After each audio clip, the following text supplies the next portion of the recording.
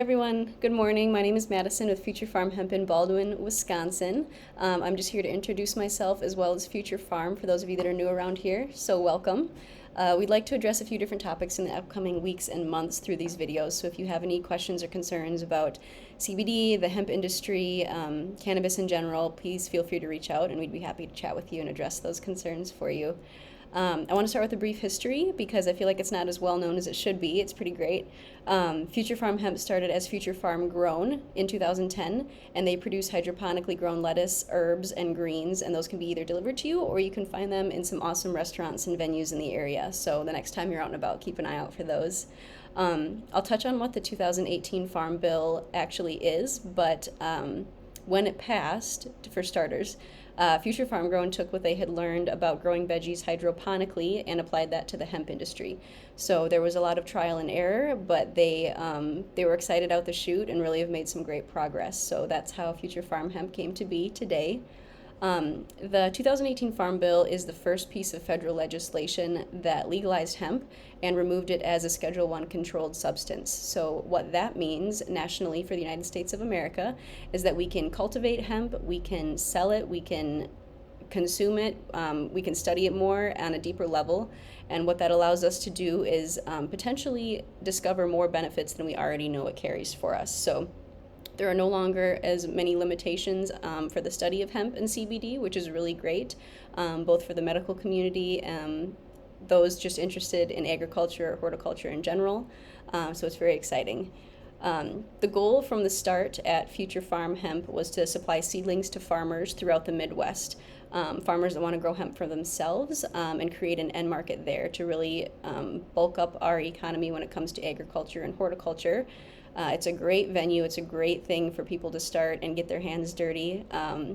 There's a lot of support here, and although it's a fairly new program, there's a lot of people that can help you out and answer the questions that you may have to get you started.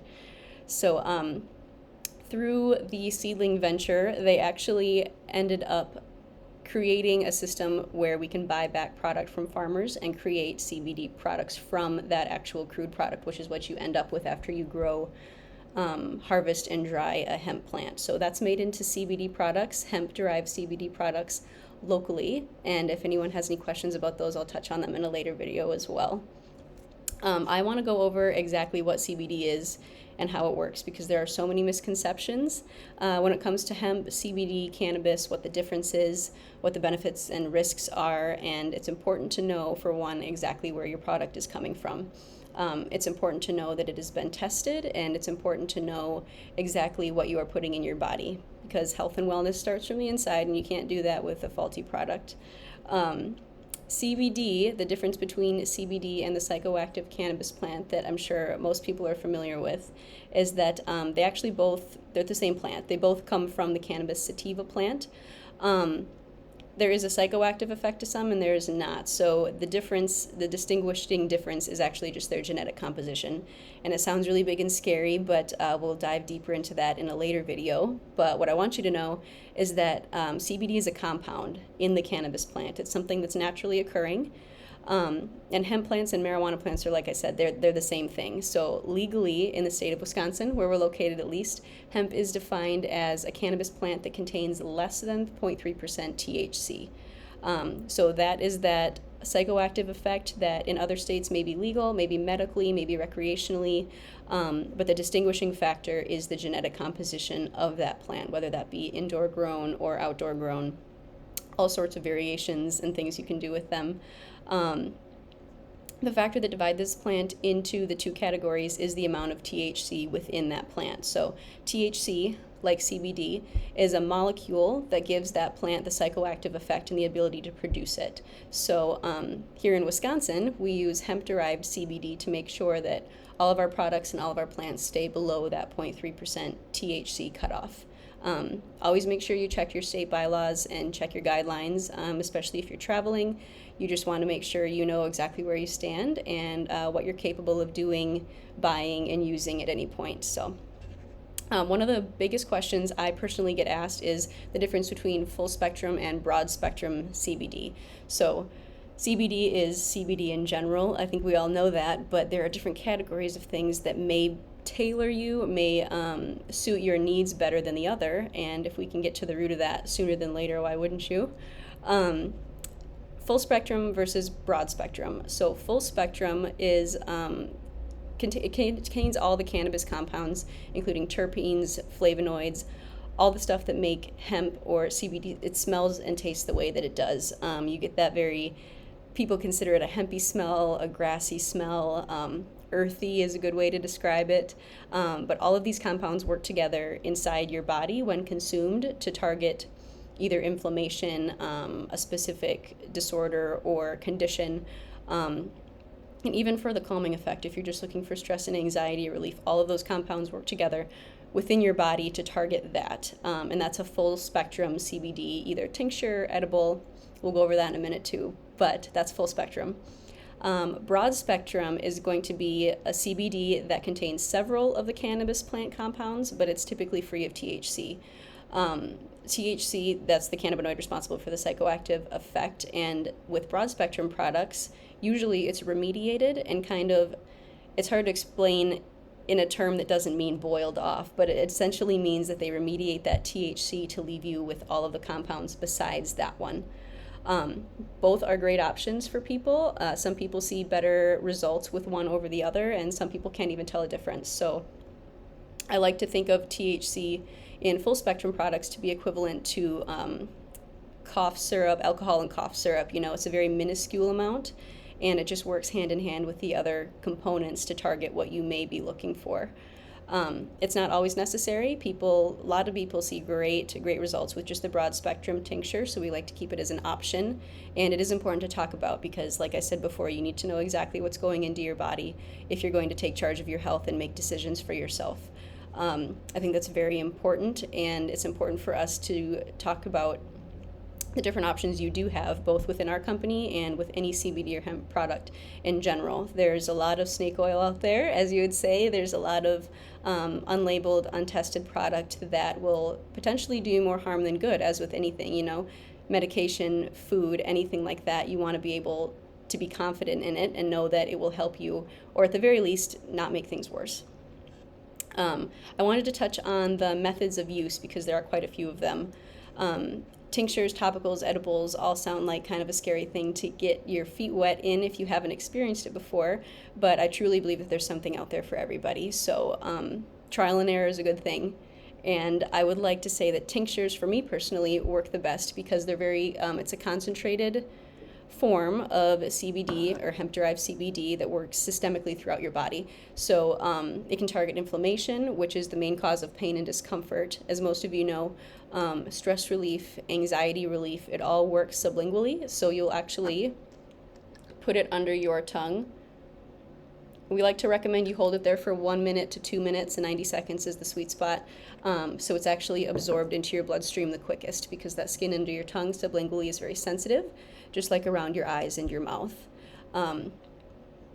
They come in all sorts of flavors, all sorts of strengths, full spectrum, broad spectrum, anything your heart desires, there's something for it, I guarantee it. But I'd say that that's one of our most common methods of use, along with topicals. So topicals, like a lotion or a balm, it actually works on the surface of your skin and goes through the dermal and subdermal layers of your skin, so it doesn't just sit on the top. And it shouldn't make your skin greasy, it shouldn't have a gross feeling, but for those targeting, say, muscle pain, joint pain, muscle recovery, you're looking for a very specific area for it to work, so you apply it directly to that area and you should see some relief. If not, I would try a different product, I would try a different strength. Ask your local expert, we'd be happy to talk to you about your options. Edibles also are another thing that go hand in hand. Edibles can look like anything from cookies to chocolate to cake. Doesn't always have to be unhealthy, but a lot of the time we see the cookies and gummies come in, and it can be a great option for people who want a very regimented dose of CBD in their diet. So say you want 25 milligrams twice a day and you don't have to worry about measuring it out or trying to weigh it, and you want to be very concise about it, edible is a very good option for you. A lot of the time they can just look like a gummy. They come in hundreds and hundreds of shapes and sizes and colors and all the good stuff. So it's actually broken down in your system over a matter of hours and slowly digested with the food that's already in your stomach. So always take medication with food to make sure you don't get an upset stomach and to make sure that that medication can be absorbed correctly for you. The effect may not be immediate, as with tinctures, because it's not absorbed directly and immediately. But it does tend to last a little longer for most people than other methods, because as your stomach's digesting it over time, it's a slow release method there.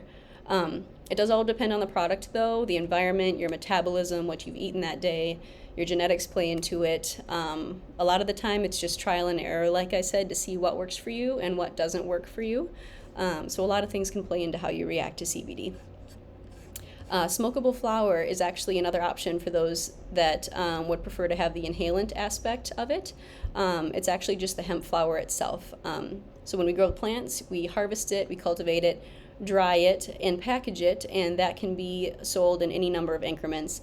But it's actually just the hemp flower itself. It sounds a little scary to people to be smoking something, but we've seen great results for people who really want that immediate inhalant effect. It does smoke into your lungs like a normal smoking device would.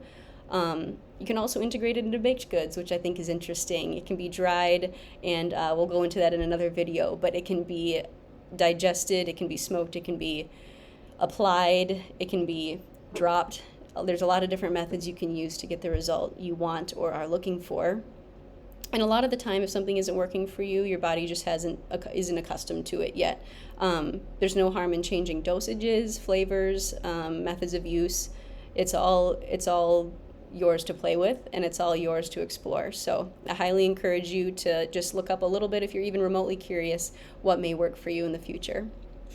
It should also be noted that there's been great success in treating companion animals, cats, dogs, horses, not so much fish, with CBD, because they have the same type of system we do to actually digest it. The endocannabinoid system opens your CB1 and CB2 receptors, and that allows your body to heal and get to a level of homeostasis. So phytocannabinoids that you may be missing out on, that the hemp plant includes, as do tinctures, edibles, even topicals, smokable flowers, sometimes are digested by your endocannabinoid system, put through your system, and that's why CBD and hemp works for people.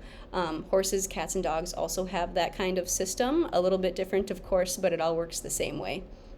And they also deal with inflammation, stress, anxiety, all the things that humans deal with, and we shouldn't necessarily have to. So if we can make that a little bit easier for them, we should. There are endless possibilities there with humans as there are with animals. There's so much to talk about. There's a lot of exciting things. There's a lot of things coming out in the news as well, so we will keep you updated on any new articles, any new studies we find coming out. Also, I'd like to just put out there that we are happy to talk anytime and answer any questions you may have. I know for some people this can be a little bit of a scary, maybe not so scary, but uncomfortable topic to talk about because it's been so taboo for so long.